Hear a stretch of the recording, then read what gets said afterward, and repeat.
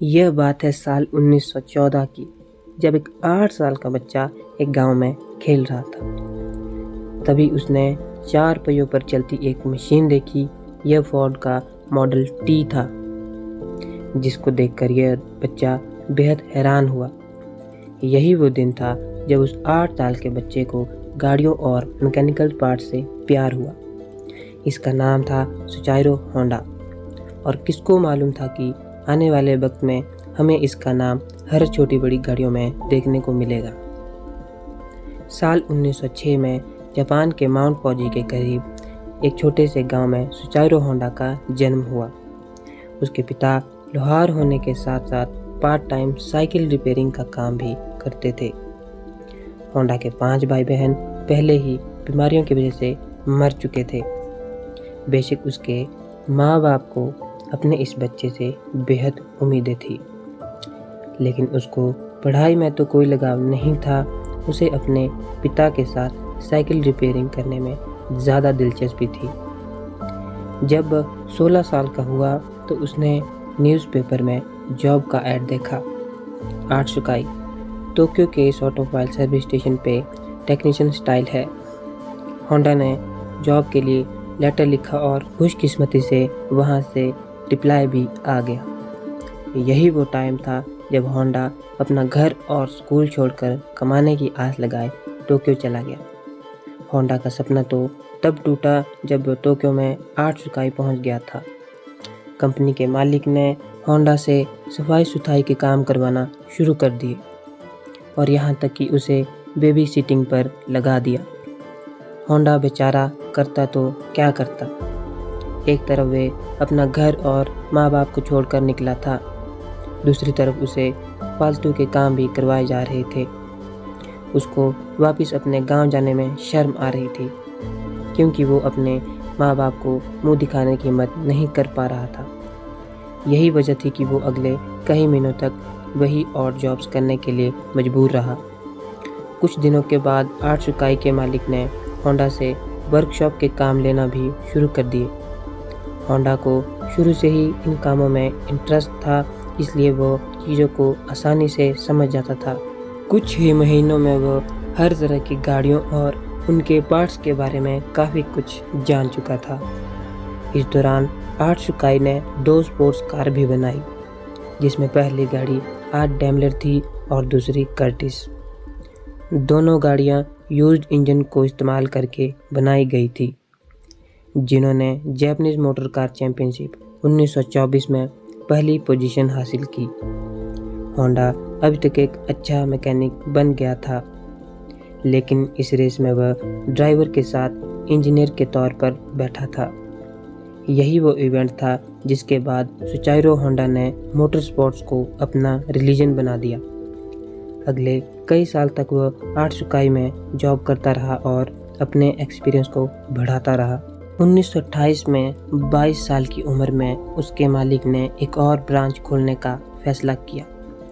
यह ब्रांच हमात्सु शहर में होना था, जिसको चलाने के लिए मालिक ने होंडा को जिम्मेवारी देकर वहां पर भेज दिया। होंडा ने 8 सुकाई की इस ब्रांच को एक वर्कर से शुरू किया था और सिर्फ 2 साल में 30 वर्कर तक पहुंचा दिया। वो अब तक एक अच्छा मैकेनिक और रेसिंग ड्राइवर बन चुका था। उसने अपनी महारत का फ़ायदा उठाते हुए अपने मालिक के लिए एक स्पोर्ट्स कार बनाई। यह गाड़ी 120 किलोमीटर पर आवर की स्पीड से चल सकती थी, जिसने पुराने सारे रिकॉर्ड्स तोड़ दिए। यह रिकॉर्ड जापान का 20 साल तक हाईएस्ट रिकॉर्ड बना रहा। 8 सुकाई के मालिक के दिल में होंडा की अहमियत बढ़ चुकी थी। वह अपना खुद का वर्कशॉप खोलना चाहता था, लेकिन शायद यह किस्मत को मंजूर नहीं था। साल 1936 में रेसिंग के दौरान होंडा का एक दर्दनाक एक्सीडेंट हो गया। इस एक्सीडेंट में उसकी जान तो बच गई, लेकिन उसका उल्टा बाजू फ्रैक्चर हो गया और चेहरे पर कई जख्म आ गए थे। उसको अपनी ज़िंदगी वहीं ख़त्म होती दिखाई दे रही थी। ना वे मैकेनिक का काम कर सकता था, ना ही रेसिंग में हिस्सा ले सकता था। कई महीनों के बाद जब उसने 8 सुकाई के मालिक से रिक्वेस्ट की कि वह अब रिपेयरिंग का काम नहीं कर सकता। उसने एक आइडिया बताया, क्यों ना हम स्पेयर पार्ट्स बनाने के लिए एक अलग कंपनी शुरू करें। आर्ट सुकाई के मालिक ने यह आइडिया फ़ौरन कैंसिल कर दिया। उनको ऑलरेडी प्रॉफिट्स मिल रहे थे और कोई भी नहीं चाहता था कि वो कोई और नया रिस्क लें। इसी पर होंडा ने डिसाइड किया कि वो पार्ट्स मैन्युफैक्चर की कंपनी वो अकेले ही खोलेगा। साल 1936 में 30 साल की उम्र में उसने अपने दोस्त के साथ मिलकर टोकाई सेकी हैवी इंडस्ट्रीज खोली और अपने दोस्त जाइरा काटो को इसका प्रेसिडेंट बना दिया। कंपनी तो वे खोल चुके थे, पर होंडा के पास इसको चलाने के लिए कोई इन्वेस्टमेंट नहीं थी। वह दिन भर आर्ट सुकाई के लिए काम करता था और रात भर अपनी नई कंपनी के लिए इंजन पिस्टन बनाने की कोशिश करता था।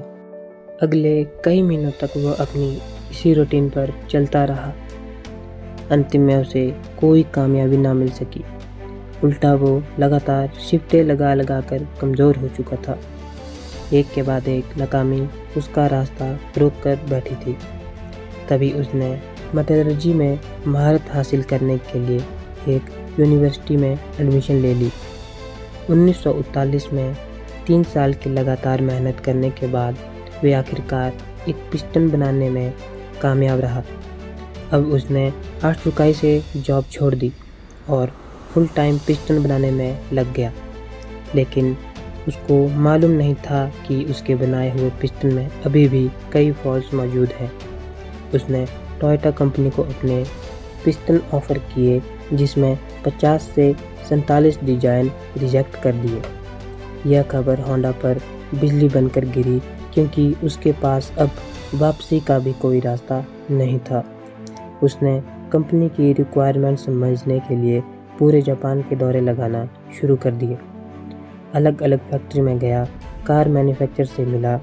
अगले कई साल उसने मार्केट को समझने में लगा दिए और उसके बाद होंडा ने फिर एक बार पिस्टन बनाए। इस बार यह पिस्टन सारी कंपनियों के क्वालिटी कंट्रोल्स को पास कर चुके थे। उसे धड़ाधड़ ऑर्डर मिलना शुरू हो गए और एक बार फिर होंडा को अपने सपने पूरे होते दिखाई दिए। ऑर्डर्स को पूरा करने के लिए उसकी कंपनी ने 2000 वर्कर्स को हायर किया। होंडा की यह खुशी सिर्फ चंद महीनों की थी। यह किसको पता था कि 1941 में जब जापान वर्ल्ड वॉर 2 में कूद गया और मिनिस्ट्री ने कई कंपनी को अपने कंट्रोल में ले लिया, जिसमें एक कंपनी रिचाइरो होंडा की भी थी। होंडा को डाउनग्रेड करके उसी की कंपनी का सीनियर मैनेजिंग डायरेक्टर बना दिया गया। और चीज़ें तब खराब हुई जब उन्हीं के वर्कर्स को मिलिट्री में लगा दिया गया। 3 साल मुश्किल हालत में गुजरे, लेकिन 1944 में एक हादसा हुआ जिसने होंडा की उम्मीदों पर पूरी तरह से पानी फेर दिया। एयर रेड के दौरान एक मिसाइल सीधा होंडा के फैक्ट्री के ऊपर आ गिरी। पूरे जापान के हालात बद से बदतर होते जा रहे थे। जापान जंग हारता दिखाई दे रहा था। फिर 1945 में 2 न्यूक्लियर अटैक हुए, जिसने जापान की सिरे से कमर ही तोड़ डाली। इस हादसे के बाद जापान ने अमेरिका के सामने सरेंडर कर लिया। जंग तो अब ख़त्म हो चुकी थी, लेकिन होंडा अपना सब कुछ खो बैठा था। उसने अपने बचे कुचे एसिड्स 4,50,000 येन में टोयोटा को बेचे और एक बार फिर से जॉबलेस होकर बैठ गया। यह हालत सिर्फ होंडा के साथ ही नहीं थी, पूरा जापान बुरे दौर से गुजर रहा था। खाना, पानी और महंगाई ने सबकी कमर तोड़कर रख दी थी। अपनी आदत से मजबूर उसे एक आइडिया आया। उसने सोचा, क्यों ना इंजन को साइकिल में लगाकर लोगों की ज़रूरत पूरी की जा सके। जब एक छोटा सा इंजन लोगों को साइकिल में लगा दिखाते, उसका यह आइडिया लोगों को बहुत अच्छा लगा। चंद यूज्ड इंजन तो होंडा को मिल गए, लेकिन लोगों की डिमांड इतनी ज़्यादा बढ़ गई थी कि अब होंडा ने खुद का नया इंजन डिज़ाइन किया। यह इतिहास में पहली बार था कि किसी मशीन पर होंडा का लोगो देखा गया। होंडा के पास इतने पैसे नहीं थे कि वो बड़े लेवल पर वो साइकिल बना सके। उसने 18,000 दुकानों को एक ओपन लेटर लिखा। लोगों को होंडा पे इतना भरोसा हो गया था कि 3,000 दुकानदारों ने उसको पॉजिटिव रिप्लाई दिया और पैसे भी एडवांस में दे दिए। अगले 3 साल में होंडा ने एक ऐसी मोटरसाइकिल बनाई जो मार्केट के रिक्वायरमेंट्स के हिसाब से बनाई गई थी। यह होंडा की सुपर कब थी जिसने मार्केट में आते ही धूम मचा दी। यह मॉडल इतना कामयाब हुआ कि 1953 में इसने अमेरिका की ट्रायम्फ और हार्ले डेविडसन की सेल्स को भी पीछे छोड़ दिया। क्योंकि होंडा को रेसिंग का बहुत शौक था, इसलिए उसने अब स्पोर्ट्स बाइक बनाने का फैसला किया। वो बाइक रेसिंग में जाता और जीतने वाली बाइक्स के खास फीचर नोट करता जाता था।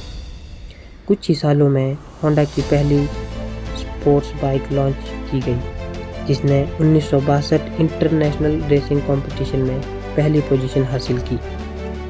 इस रेस ने होंडा का नाम पूरी दुनिया में फेमस कर दिया। 1960 में होंडा दुनिया की सबसे बड़ी मोटरसाइकिल मैन्युफैक्चरिंग कंपनी बन चुकी थी। 1968 तक यह 1 करोड़ यूनिट्स बेच चुके थे।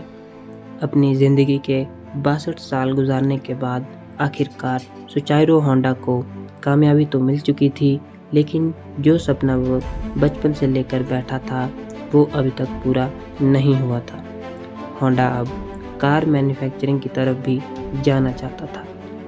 कई लोगों ने उसे ऐसा करने से मना भी किया, पर उसने किसी की भी नहीं सुनी। उस वक्त जापान में टोयोटा और निसान जैसी कंपनियों का दबदबा था। वहाँ पर मार्केट में अपनी जगह बनाना काफ़ी मुश्किल था। होंडा ने अपनी पहली पिकअप ट्रक T360 लॉन्च की, जो कि फेल हो गई। उसके बाद स्पोर्ट्स कार 9500 लॉन्च की, जिसके 1300 यूनिट्स ही बिक पाए। अपनी मेहनत और कई दर्जनों डिज़ाइन रिजेक्ट होने के बाद 1972 में होंडा सिविक लॉन्च की गई। यह वो गाड़ी है जिसके मॉडल आज तक दुनिया में फेमस है। 1980 में होंडा मोटर्स जापान की तीसरी बड़ी मैन्युफैक्चरिंग कंपनी थी और सिर्फ 10 सालों में ही दुनिया की तीसरी बड़ी कंपनी बन गई। आज हमें होंडा का नाम कार्स, मोटरसाइकिल और कई दर्जनों टूल्स में देखने को मिलते हैं।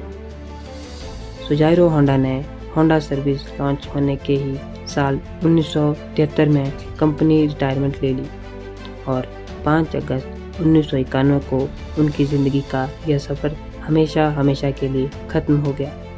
उम्मीद है आपको हमारी ये वीडियो पसंद आई हो। लाइक कमेंट करके ज़रूर बताएं।